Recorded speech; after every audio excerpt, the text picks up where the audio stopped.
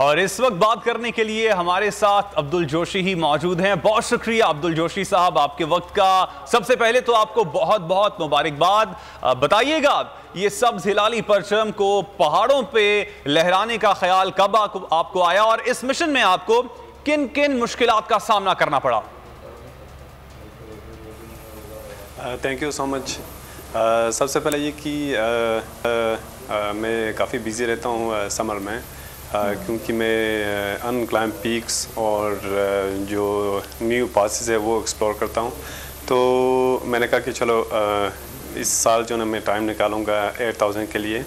तो सबसे पहले मैंने जो मेरा क्लाइंबिंग पार्टनर था सरबाज, मैंने उसके साथ डिस्कस किया कि नेपाल जाके इसी स्प्रिंग में जो ना हम कोई पीक करें।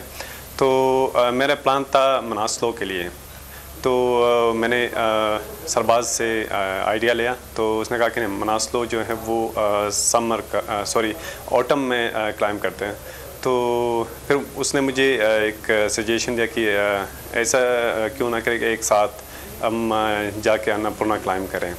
तो फिर हमने अपना प्लान अन्नपूर्णा के लिए बना लिया नेपाल।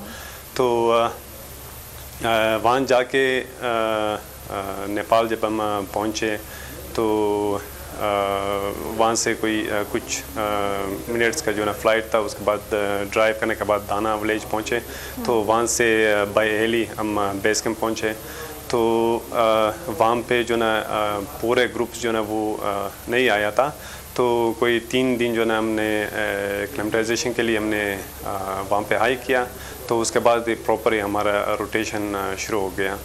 तो मुश्किलात वहाँ पे ज़ाहिर बात है कि अन्नपूर्णा जो माउंटेन है, मैं ये कहता हूँ कि सबसे जो टफ़ माउंटेन है वो अन्नपूर्णा है।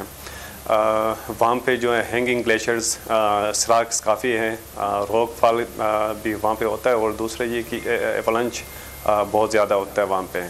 तो हमने एवलांच को भी फेस किया, और सराक्स जो है ना वो भी हमारे सामने था, जो कि कैंप 2 से कैंप 3 के दरमियान मैं कहता हूँ कि वो अपना मुँह खोले हुए बैठे हुए लोगों का इंतज़ार कर रहा है। ठीक है, अब्दुल जोशी ये भी बताएगा कि जैसा कि आपने कहा कि सरबाज खान ने भी आपके साथ ये कारनामा अंजाम दिया, कितना वक्त लगा दुनिया की 10वीं बुलंद चोटी अन्नपूर्णा सर करने में आपको, और आप इससे पहले कौन कौन सी चोटियाँ सर कर चुके हैं?